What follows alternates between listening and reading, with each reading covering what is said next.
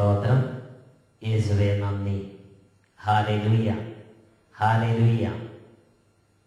അഭിഷേകാഗ്നിയുടെ ശ്രോതാക്കൾക്ക് യേശുക്രിസ്തുവിന്റെ നാമത്തിൽ കൃപയും സമാധാനവും. Praise the Lord. ഇന്ന് നാം ചിന്തിക്കുന്ന വിഷയം, ഭൂവാസികളുടെ പാപം ഭൂതലത്തെ ശാപഗ്രസ്തമാക്കുന്നു. ഞാനും നിങ്ങളും ഈ ഭൂമിയിൽ പാപം ചെയ്യുമ്പോൾ എൻ്റെയും നിങ്ങളുടെയും പാപങ്ങൾ ഈ ഭൂതലത്തെ ശാപഗ്രസ്തമാക്കി മാറ്റുന്നുവെന്ന് തിരുലിഖിതങ്ങൾ പഠിപ്പിക്കുകയാണ്. ഉൽപ്പത്തിയുടെ പുസ്തകത്തിൽ 3-ാമത്തെ അധ്യായത്തിൽ 17-ാമത്തെ തിരുവചനം, ആദത്തോട് അവിടുന്ന് അരുളി ചെയ്തു, തിന്നരുതെന്ന് ഞാൻ പറഞ്ഞിരുന്ന പഴം സ്ത്രീയുടെ വാക്ക് കേട്ട് നീ തിന്നതിനാൽ നീ നിമിത്തം ഈ മണ്ണ് ശപിക്കപ്പെട്ടതായിരിക്കും. ഒരു വ്യക്തിയുടെ പാപം മണ്ണിനെ ബാധിക്കുന്നു. ഈ ഭൂതലത്തിൽ ആര് പാപം ചെയ്താലും ഓരോരുത്തരുടെയും പാപങ്ങൾ ഈ പ്രപഞ്ചത്തെ വിപരീതമായി സ്വാധീനിക്കുന്നുണ്ട്. മനുഷ്യന്റെ പാപവും പ്രപഞ്ചവും തമ്മിൽ വളരെ അടുത്ത ഒരു ബന്ധമുണ്ട്. മനുഷ്യന്റെ പാപത്തിനോട് പിന്നെ പ്രതികരിക്കുമ്പോൾ ആദ്യം പ്രതികരിക്കുന്നത് പ്രപഞ്ചമാണ്. ഒത്തിരി അനുഗ്രഹീതരായ സാഹിത്യകാരന്മാർ അവരുടെ ജീവിതത്തിൽ ആത്മാവ് നൽകിയ ബോധ്യങ്ങൾ അനുസരിച്ച് അവർ നടത്തിയ രചനകളിൽ വലിയ പാപങ്ങൾ അരങ്ങേറുന്ന സമയത്ത് അവർ പ്രപഞ്ചം പ്രതികരിക്കുന്നത് നാടകങ്ങളിൽ ഉൾപ്പെടുത്തിയിട്ടുള്ളത് നാം ശ്രദ്ധിക്കുന്ന ഒരു കാര്യമാണ്. ഷേക്സ്പിയർ മാക്ബത്ത് എന്ന നാടകത്തിൽ ലേഡി മാക്ബത്തിന്റെ പ്രേരണയാൽ ഡങ്കൻ രാജാവ് കൊല ചെയ്യപ്പെടുന്ന രംഗം ചിത്രീകരിക്കുമ്പോൾ ആ നാടകത്തിൽ പ്രകൃതി വളരെ ശോഭിക്കുന്നതായി രേഖപ്പെടുത്തപ്പെട്ടിട്ടുണ്ട്. ആ കൊലപാതകം നടക്കുന്ന സമയത്ത് പ്രപഞ്ചം വളരെയധികം വയലന്റ് ആകുന്നത് നാടകത്തിൽ ചിത്രീകരിക്കപ്പെട്ടിട്ടുണ്ട്. വലിയ കൊടുങ്കാറ്റും ഭീകര അന്തരീക്ഷങ്ങളും പ്രപഞ്ചത്തിൽ അരങ്ങേറുന്നത് ആ നാടകത്തിൽ നമുക്ക് ദർശിക്കാൻ സാധിക്കും. യേശുവിന്റെ മരണം നടക്കുന്ന സമയത്ത് ദൈവത്തിന്റെ വചനത്തിൽ നാം കാണുന്ന എങ്ങനെയാണ്, ഭൂമി കുലുങ്ങി, പാറകൾ പൊട്ടിപ്പിളർന്നു, ശവകുടീരങ്ങൾ തുറക്കപ്പെട്ടു. ഒരുപാട് വലിയ വ്യത്യാസങ്ങൾ, ഭൂകമ്പങ്ങൾ ഈ ഭൂമിയിൽ ഉണ്ടാകുന്നത്, വലിയ മാറ്റം ഈ പ്രപഞ്ചത്തിൽ സംഭവിക്കുന്നത് യേശുക്രിസ്തുവിന്റെ മരണ നേരത്ത് ഉണ്ടാകുന്നതായി ദൈവവചനങ്ങളിൽ രേഖപ്പെടുത്തപ്പെട്ടിരിക്കുന്നത് നാം വായിക്കുന്നു. പ്രിയപ്പെട്ട സഹോദരങ്ങളെ, മനുഷ്യന്റെ പാപം ഭൂതലത്തെ സ്പർശിക്കുന്നുണ്ട്. മനുഷ്യന്റെ പാപം പെരുകുമ്പോൾ, മനുഷ്യൻ ഈ ഭൂതലത്തിൽ കഠിനമായി പാപം ചെയ്യുമ്പോൾ അവന്റെ പാപത്തിന്റെ പരിണതഫലമായി ഈ മണ്ണ് ശപിക്കപ്പെട്ടതായി മാറുന്നു. മനുഷ്യന്റെ പാപനിമിത്തം മണ്ണ് ശാപഗ്രസ്തമായി തീരുന്നു. ഒരു ദിവസം ഒരു ദൈവ പൈതൽ വന്ന് അച്ഛനോട് പങ്കുവെച്ച ഒരു കാര്യം ഓർമ്മിക്കുകയാണ്. അദ്ദേഹം പറഞ്ഞു, അച്ഛാ, ഒത്തിരി താല്പര്യത്തോടുകൂടെയാണ് എൻ്റെ കുടുംബത്തിൽ എന്നെ എൻ്റെ മാതാപിതാക്കന്മാർ കരുതുന്നത്. എന്നാൽ ഒരു ദിവസം ഞാനൊരു പാപം ചെയ്തു. എൻ്റെ കർത്താവിന്റെ വഴികൾ വിട്ട് ഒരു ദിവസം ഞാൻ എൻ്റെ വീട്ടിൽ വെച്ച് എൻ്റെ വീട്ടിൽ വളർത്തുന്ന കോഴികളുമായി ഞാനൊരു പാപം ചെയ്തു. കോഴിയുമായി ഞാൻ പാപം ചെയ്തത് ഞാനല്ലാതെ വേറെ ആരും അറിഞ്ഞിട്ടില്ല. മറ്റുള്ള എല്ലാവരും ഞായറാഴ്ച പള്ളിയിൽ പോയ സമയത്താണ് ഞാൻ ഈ പാപം ചെയ്തത്. എന്നാൽ എൻ്റെ വീട്ടിൽ സംഭവിച്ച കാര്യം എന്നെ ഞെട്ടിച്ചു. ഒരു മാസത്തിനുള്ളിൽ എൻ്റെ വീട്ടിലുള്ള മുഴുവൻ കോഴികളും ചത്തുപോയി. മാതാപിതാക്കന്മാർക്കോ സഹോദരങ്ങൾക്കോ കാര്യം എന്താണെന്ന് അറിഞ്ഞുകൂടാ. അവർ വീണ്ടും കുറെ നല്ല ഇനം കോഴികളെ വാങ്ങി വീട്ടിൽ കൊണ്ടുവന്ന് വിട്ടു. ആ കോഴികളും മാസങ്ങൾക്കുള്ളിൽ ചത്ത് കൂട്ടത്തോടെ അറ്റുപോയി. അങ്ങനെ കുടുംബത്തിൽ കോഴികൾ കൂട്ടത്തോടെ അറ്റുപോകുന്നത് കണ്ടപ്പോൾ അവർ സമീപത്തുള്ള മൃഗാശുപത്രിയിൽ ചെന്ന് കൺസൾട്ടേഷൻ നടത്തി പുതിയ ഇനം നല്ല കോഴികളെ കൊണ്ടുവന്നു. പരിസരങ്ങളൊക്കെ കുറച്ചും കൂടെ വൃത്തിയാക്കി അങ്ങനെ കുറച്ചും കൂടെ താല്പര്യപൂർവ്വം കോഴികളെ വളർത്താൻ തുടങ്ങി. അപ്പോഴും പുതിയ ഇനം കോഴികളും ആ കൊണ്ടുവന്ന കോഴികളുടെ സെറ്റും ഒരു മാസത്തിനുള്ളിൽ കുറച്ച് ദിവസങ്ങൾക്കുള്ളിൽ കുടുംബത്തിൽ നിന്ന് കൂട്ടത്തോടെ അറ്റുപോയി. ഇങ്ങനെ 3 തവണ ഞങ്ങളുടെ കുടുംബത്തിൽ കൂട്ടത്തോടെ കോഴികൾ അറ്റപ്പോൾ പിന്നെ അവർ കോഴികളെ വാങ്ങിച്ചില്ല. ഇന്നും ഞങ്ങളുടെ വീട്ടിൽ കോഴികൾ വാഴുന്നില്ല. ഇതിന്റെ കാരണം എന്റെ കുടുംബത്തിൽ വേറെ ആർക്കും അറിഞ്ഞുകൂടാ. എനിക്കറിയാം, ഞാൻ എന്ന് പാപം ചെയ്തോ അന്ന് തൊട്ടാണ്, ഞാൻ എന്ന് കോഴികളുമായി അവിഹിതമായി പാപം ചെയ്ത് പ്രകൃതി വിരുദ്ധമായി പാപത്തിൽ ഏർപ്പെട്ടോ അന്ന് തൊട്ടാണ് എന്റെ കുടുംബത്തിൽ കോഴികൾ വാഴാതായത്. പ്രിയപ്പെട്ട ദൈവമക്കളെ, ഇത് ഒരു വലിയ ആത്മീയ യാഥാർത്ഥ്യത്തിലേക്കാണ് വിരൽ ചൂണ്ടുന്നത്. ഒരു മനുഷ്യൻ പാപം ചെയ്യുമ്പോൾ അവൻ എവിടെ ഇരുന്ന് പാപം ചെയ്യുന്നുവോ ആ സ്ഥലവും ആ മണ്ണും ആ ഉറവകളും ആ ദേശവും ആ കാലാവസ്ഥയും പാപത്താൽ സ്പർശിക്കപ്പെടുന്നു. പാപത്തിന്റെ ഭാരം പേറുന്ന മണ്ണായി, പാപത്തിന്റെ ഭാരം പേറുന്ന കാലാവസ്ഥയായി, പാപത്താൽ സ്പർശിക്കപ്പെട്ട, ദംശിക്കപ്പെട്ട ഒരു ഇടമായി ആ ഇടം രൂപാന്തരപ്പെടുന്നു. അതുകൊണ്ട് ഇങ്ങനെ ഭൂവാസികളുടെ പാപം പെരുകി ഒരു പരിധി കഴിയുമ്പോൾ ഭൂമി പ്രതികരിക്കാൻ തുടങ്ങും.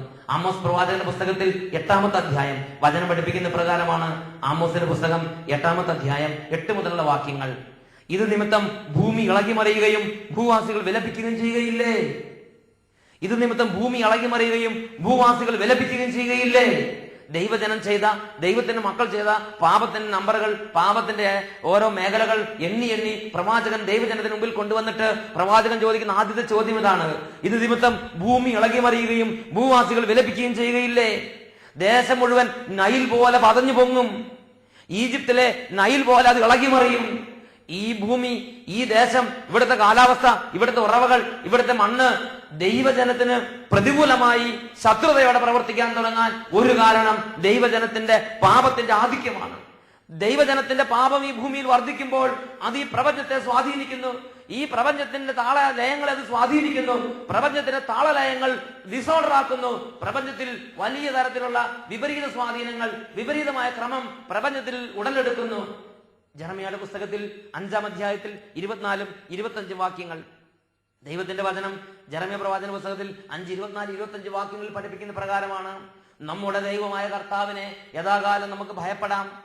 നമുക്ക് ശരൽകാല വർഷവും വസന്തകാല വർഷവും അവിടുന്ന് ക്രമം തെറ്റാതെ നൽകുന്നു. അവിടുന്ന് യഥാസമയം നമുക്ക് മഴ പെയ്യിച്ചു തരുന്നു. വിളവെടുപ്പിനുള്ള ആഴ്ചകൾ തെറ്റാതെ നമുക്ക് നിയോഗിച്ചു തരുന്നു എന്ന് അവർ കരുതിയില്ല. നിങ്ങളുടെ ദുഷ്കൃത്യങ്ങൾ ഇവയെല്ലാം നിങ്ങൾക്ക് നഷ്ടപ്പെടുത്തി. നിങ്ങളുടെ പാപങ്ങൾ, ഈ നന്മയെല്ലാം നിങ്ങളിൽ നിന്ന് അകറ്റിക്കളഞ്ഞു. നിങ്ങളുടെ ദുഷ്കൃത്യങ്ങൾ, നിങ്ങളുടെ പാപങ്ങൾ ഇതെല്ലാം നഷ്ടപ്പെടുത്തി. വിത്ത് വിതയ്ക്കുമ്പോൾ ആവശ്യത്തിന് മഴ, കൊയ്യാറാവുമ്പോൾ ആവശ്യത്തിന് വെയില്, ഓരോന്നിനും ക്രമാനുസരിച്ചുള്ള കാലാവസ്ഥകൾ, ഓരോന്നിനും ക്രമാനുസരിച്ചുള്ള പരിതോവസ്ഥകൾ, ഇതെല്ലാം ഈ പ്രപഞ്ചത്തിൽ ഒരുക്കുന്നത് സർവത്തെയും പരിപാലിക്കുന്ന സർവശക്തനായ ദൈവമാണ്. എന്നാൽ ദൈവമക്കളുടെ പാപം ഈ പ്രപഞ്ചത്തെ വിപരീതമായി സ്വാധീനിക്കുമ്പോൾ, ഇതിന്റെ താളക്രമങ്ങൾ തെറ്റിക്കുമ്പോൾ, മഴ വേണ്ട സമയത്ത് കഠിനമായ വെയിൽ വേണ്ട സമയത്ത് പെരുമഴ, അങ്ങനെ ദൈവജനം കണ്ണീരിൽ കുതിരാൻ ദൈവജനത്തിന് അനുഗ്രഹമായി ദൈവം നൽകി പ്രപഞ്ചം തന്നെ കാരണമായി തീരുന്നു. യെശയ്യായുടെ പുസ്തകത്തിൽ 24-ാമത്തെ അധ്യായത്തിലേക്ക് വരാം. ദൈവജനത്തിന്റെ പാപം നിമിത്തം ഭൂമി ഒരുപാട് ശോഷിക്കുന്നതും വാടിക്കൊഴിയുന്നതും യെശയ്യാ 24-ാം അധ്യായത്തിൽ ദൈവജനത്തിന് വെളിപ്പെടുത്തി കൊടുക്കുന്നുണ്ട്. ദൈവത്തിന്റെ വചന പ്രകാരമാണ് പഠിപ്പിക്കുന്നത്: ഭൂമി ശൂന്യവും വിജനവുമായി തീർന്നു. അവിടുന്ന് അതിന്റെ ഉപരിതലത്തെ ഞെരിച്ച് അതിലെ നിവാസികളെ ചിതറിക്കുന്നു. ജനത്തിനും പുരോഹിതനും അടിമയ്ക്കും യജമാനനും ദാസിക്കും സ്വാമിനിക്കും വാങ്ങുന്നവനും വിൽക്കുന്നവനും വായ്പ കൊടുക്കുന്നവനും വായ്പ വാങ്ങുന്നവനും ഉത്തമർണനും അധമർണനും ഒന്നുപോലെ സംഭവിക്കുന്നു. ഭൂമി തീർത്തും ശൂന്യമാകുന്നു, പൂർണ്ണമായും കൊള്ളയടിക്കപ്പെടുന്നു. കർത്താവിൻ്റെതാണ് ഈ വചനം. ഭൂമി ദുഃഖിച്ച് ക്ഷയിച്ചു പോകുന്നു, ലോകമാകെ വാടിക്കൊഴിയുന്നു. ആകാശം ഭൂമിയോടൊപ്പം വാടിപ്പോകുന്നു. ഭൂമി അതിലെ നിവാസികൾ നിമിത്തം അശുദ്ധമായി തീർന്നിരിക്കുന്നു.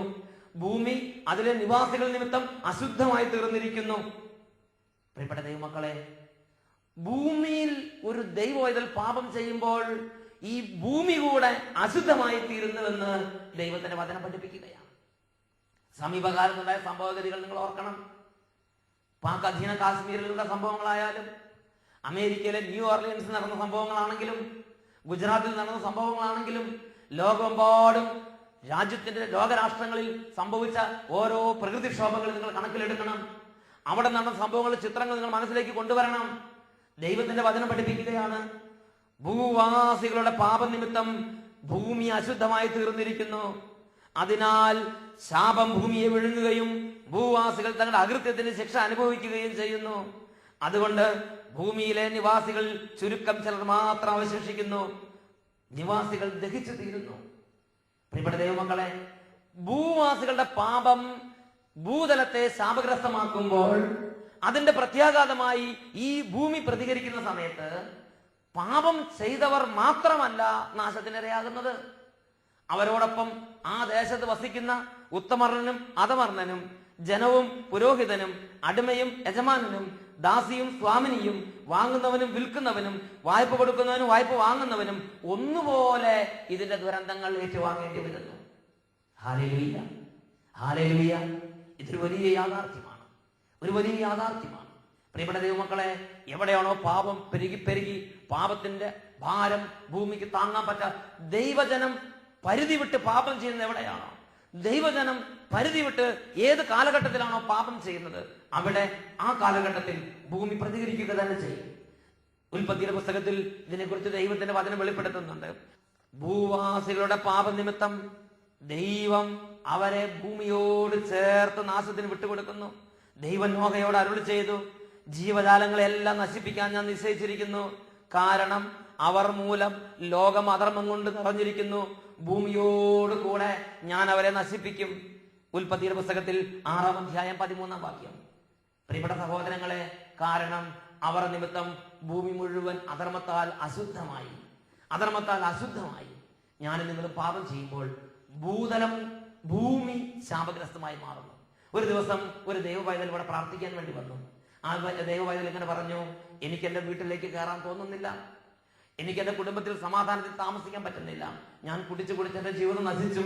എന്റെ ഭാര്യയെ കാണുന്നത് എനിക്ക് വലിയ വെറുപ്പാണ്. എന്റെ മക്കളെ കണ്ണിന് പോലും കാണാൻ എനിക്ക് തോന്നുന്നില്ല. എനിക്ക് ഭയങ്കരമായ നിരാശയാണ്. അങ്ങനെ അദ്ദേഹം മദ്യപിച്ച് ലക്ക് കിട്ടുന്ന നടക്കുകയാണ്. പ്രിയപ്പെട്ട സഹോദരങ്ങളെ, ഞാൻ അദ്ദേഹത്തോട് ചോദിച്ചു, എന്നു മുതലാണ് ഇങ്ങനെ ഈ സംഭവങ്ങൾ ആരംഭിച്ചത്? അപ്പോൾ അദ്ദേഹം പറഞ്ഞു, ആദ്യം എനിക്ക് ഇങ്ങനെയൊന്നും ഉണ്ടായിരുന്നില്ല.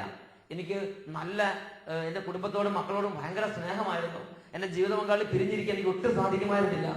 അങ്ങനെ ഞാൻ ജോലി ചെയ്ത് പണിയെടുത്ത് ഉണ്ടാക്കുന്ന സമ്പാദ്യം കൊണ്ട് എന്റെ കുടുംബത്തെ ഞാൻ പൊന്നുപോലെ നോക്കിയിരുന്നു. അങ്ങനെ ഞാൻ താമസിച്ചു വരവേ എനിക്ക് തോന്നി, ഒരല്പ സ്ഥലം സ്വന്തമായി വാങ്ങിച്ച് ഒരു വീട് വെച്ച് സമാധാനത്തിൽ ജീവിക്കണമെന്ന്. അങ്ങനെ ഞങ്ങളുടെ പ്രദേശത്തുള്ള ഒരു വ്യക്തിയിൽ നിന്ന് കുറച്ചൊരു 10 സെന്റ് സ്ഥലം വാങ്ങിച്ച് സ്വന്തമായി ഒരു വീട് വെച്ച് എന്റെ അധ്വാനത്തിന്റെ ഫലമായി നീക്കുബാക്കി ഉണ്ടായിരുന്ന ആ പണം കൊണ്ട് വീട് വെച്ച് അതിൽ സമാധാനത്തിൽ ജീവിക്കാൻ തുടങ്ങി. പുതിയ സ്ഥലം വാങ്ങിച്ച് വീട് വെച്ച് ആ വീട്ടിലേക്ക് താമസം മാറിയ അന്ന് തൊട്ട് എനിക്ക് എന്റെ ജീവിതത്തില് പലതരത്തിലുള്ള ബുദ്ധിമുട്ടുകൾ ഉണ്ടാകാൻ തുടങ്ങി. ആ വീട്ടിൽ താമസമാക്കിയതിന് ശേഷമാണ് ഞാൻ മദ്യപാനശീല ആരംഭിച്ചത്. ആ വീട്ടിൽ താമസമാക്കിയതിന് ശേഷമാണ് എന്റെ ഭാര്യയോട് വെറുപ്പ് തോന്നാൻ തുടങ്ങിയത്. ആ വീട്ടിൽ താമസമാക്കിയതിന് ശേഷമാണ് ഞാൻ തകർന്ന് തരിപ്പണമായത്. ഇന്ന് എനിക്ക് വീട്ടിൽ കയറാൻ തോന്നുന്നില്ല. ഞാൻ പണിയെടുത്ത് മൂക്കറ്റം കുടിച്ച് എങ്ങനെയെങ്കിലും വീട്ടിൽ പോകണമെന്ന് എല്ലാവരും നിർബന്ധിച്ച് വീടിന്റെ പടിക്കലെത്തുമ്പം വീണ്ടും തിരിച്ചുപോയി മദ്യപിക്കണമെന്ന് തോന്നും. അങ്ങനെ വീണ്ടും പോയി ഞാൻ മദ്യപിക്കും. അങ്ങനെ റോഡിൽ എവിടെയെങ്കിലും കിടന്നുറങ്ങും. അങ്ങനെ പൊട്ടി തകർന്നൊരു ജീവിതമാണ്. ഞാൻ ചോദിച്ചു, നിങ്ങൾ വാങ്ങിയ സ്ഥലം ആരുടെ കയ്യിൽ നിന്നാണ്? അന്വേഷിച്ചപ്പോൾ എനിക്ക് മനസ്സിലായി, ഒരു പ്രദേശത്ത് ഒരു ഇടവകയിൽ വലിയ പ്രശ്നം ഉണ്ടാക്കി, ശാപകരമായ പാപം ചെയ്ത് വലിയ പാപത്തിന്റെ ഇടവകയ്ക്ക് വലിയ തകർച്ച വിളിച്ചു വരുത്തിയ ഒരു കുടുംബം. ആ കുടുംബത്തിൽ 4 പേര് ആത്മഹത്യ ചെയ്തു. അങ്ങനെ ശാപകരമായ പാപം ചെയ്ത് ശാപം പേറുന്ന ഒരു കുടുംബത്തിന്റെ 4 ഏക്കർ സ്ഥലത്തിൽ നിന്നാണ് ഈ മനുഷ്യൻ 10 സെന്റ് സ്ഥലം വാങ്ങിച്ചത്. ആ കുടുംബം ഇന്ന് ക്ഷയിച്ച് എല്ലാം വിറ്റു തൊലഞ്ഞ് നാമാവശേഷമായിക്കൊണ്ടിരിക്കുകയാണ്. ആ കുടുംബം ഇങ്ങനെ സ്ഥലം വിറ്റൊഴിച്ചുകൊണ്ടിരിക്കുന്ന സമയത്ത് അതിൽ നിന്നാണ് 10 സെന്റ് സ്ഥലം ഇദ്ദേഹം വാങ്ങിച്ചത്. പ്രിയപ്പെട്ട സഹോദരങ്ങളെ, ആ മണ്ണിൽ കുടുംബം വെച്ച് വീട് വെച്ച് താമസമാക്കിയപ്പോൾ ഈ മനുഷ്യൻ പറയുകയാണ്, ഞാൻ ഈ പുതിയ സ്ഥലത്ത് വീട് വെച്ച് താമസമാക്കി അന്ന് തൊട്ട് അവിടെ താമസമാക്കിയപ്പോൾ മുതലാണ് എനിക്ക് തകർച്ചയുണ്ടായത്. അതിനുമുമ്പ് ഞാൻ മദ്യപിക്കുമായിരുന്നില്ല. അതിനുമുമ്പ് ഒറ്റ പയർന്ന് ഞാൻ പാടിച്ചെലവ് നടത്തി എന്റെ കുടുംബത്തിന് ദുഃഖമുണ്ടാക്കിയിരുന്നില്ല. ഇന്ന് എനിക്ക് എന്റെ ഭാര്യയോടും മക്കളോടും കുടുംബത്തോടും ഒരു താല്പര്യം തോന്നുന്നില്ല. തകർത്ത് തരിപ്പണമായ അവസ്ഥ.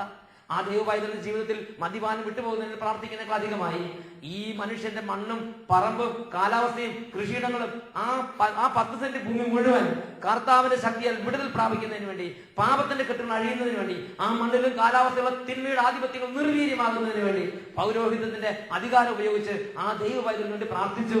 പ്രിയപ്പെട്ട സഹോദരങ്ങളെ, ആ പ്രാർത്ഥന ആ ദൈവപൈതലിന് അനുഗ്രഹമായി മാറി. ആ മണ്ണിൽ നിന്നും കാലാവസ്ഥയിൽ നിന്നും കെട്ടുകൾ അഴിഞ്ഞു. ആ കുടുംബത്തിൽ സമാധാനത്തിന്റെ അഭിഷേകം ഉണ്ടായി. Hallelujah, hallelujah. പ്രിയപ്പെട്ട ദൈവമക്കളെ, ദൈവത്തിന്റെ വചനം പഠിപ്പിക്കുന്ന നിങ്ങൾ ശ്രദ്ധിക്കുക.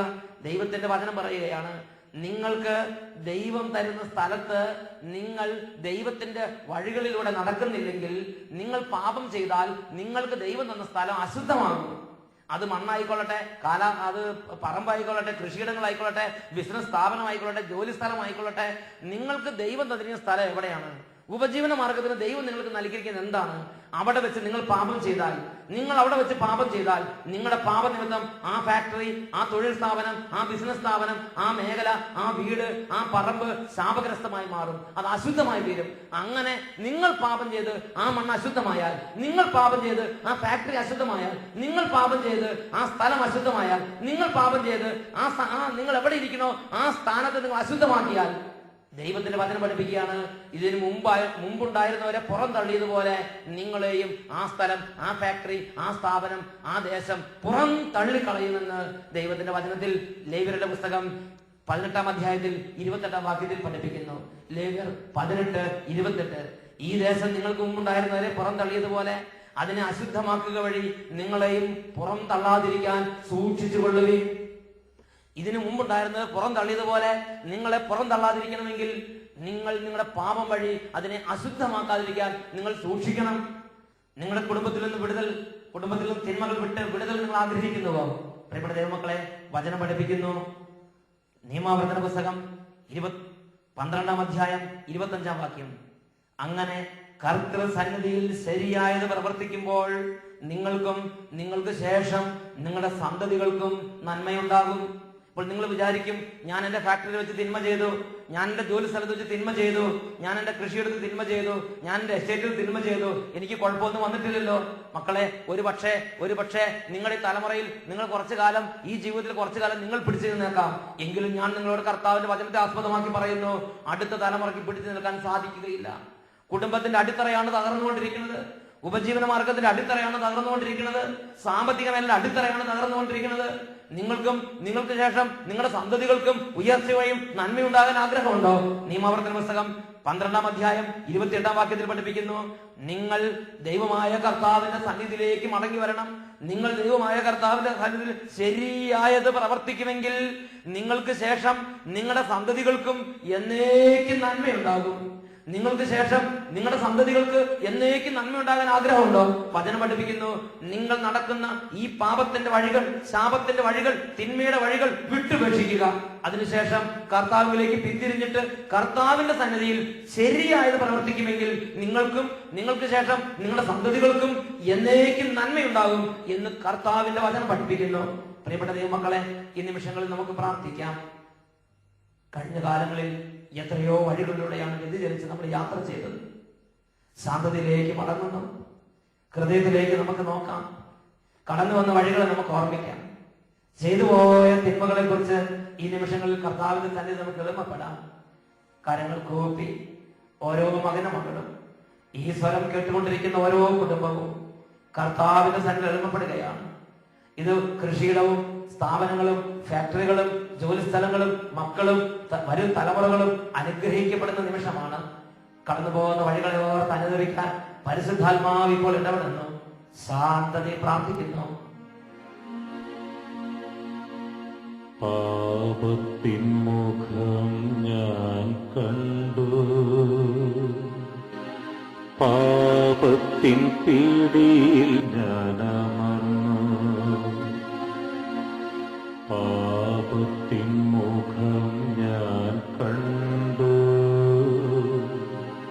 പാപത്തിൻ പീഡിയിൽ ഞാനമർന്നു. ശാപത്തിൻ ജീവിതം തുടർന്നു, പാപത്തിൻ അടിമയായിത്തീർന്നു. ശാപത്തിൻ ജീവിതം തുടർന്നു,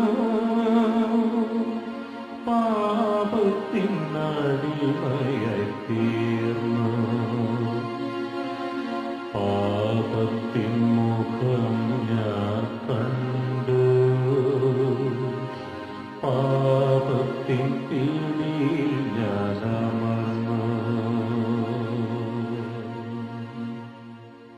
ദൈവമായ കർത്താവിന്റെ സന്നിധിയിൽ മകനെ, മകളെ, ഇപ്പോൾ എളിമപ്പെട്ട് പ്രാർത്ഥിക്കുന്നവർക്ക് അനുഗ്രഹമുണ്ട്.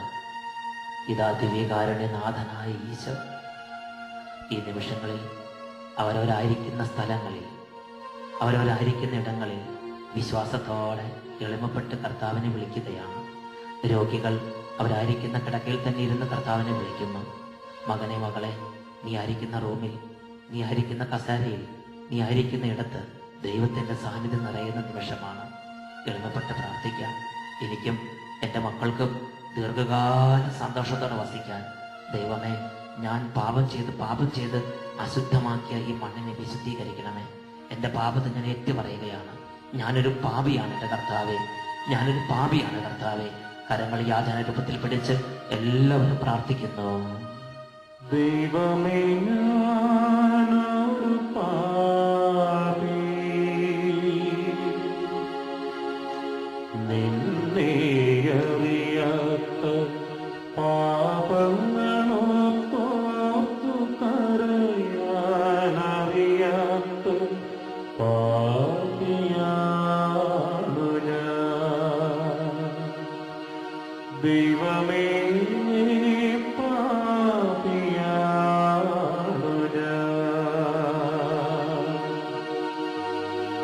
ദൈവമേ, ഞാനൊരു പാപി, നിന്നെ അറിയാത്ത പാപങ്ങളോർത്തു കരയാനറിയാത്ത പാപിയാണു ഞാൻ. ദൈവമേ,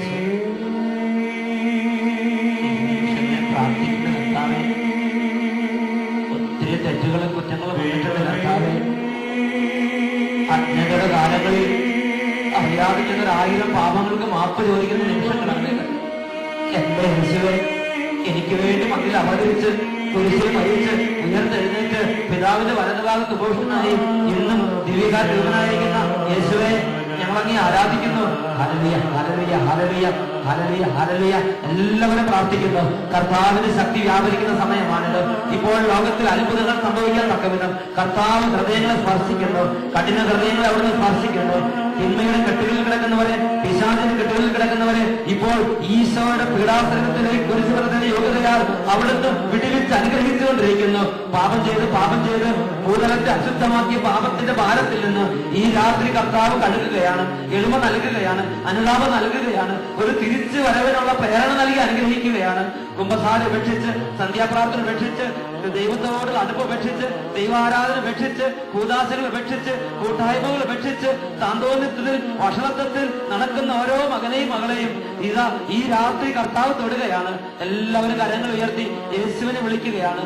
ദൈവമേ, ഈ നിമിഷങ്ങളിൽ കെട്ടുകൾ അഴിക്കണമേ, ശാപത്തിന്റെ ബന്ധനങ്ങൾ പൊട്ടിക്കണമേ, തകർന്ന കുടുംബങ്ങളെ പുനരുദ്ധരിക്കണമേ. ഞങ്ങളിതാ പ്രാർത്ഥിക്കുന്നു. Hallelujah, hallelujah. എല്ലാവരും പ്രാർത്ഥിക്കുന്നു.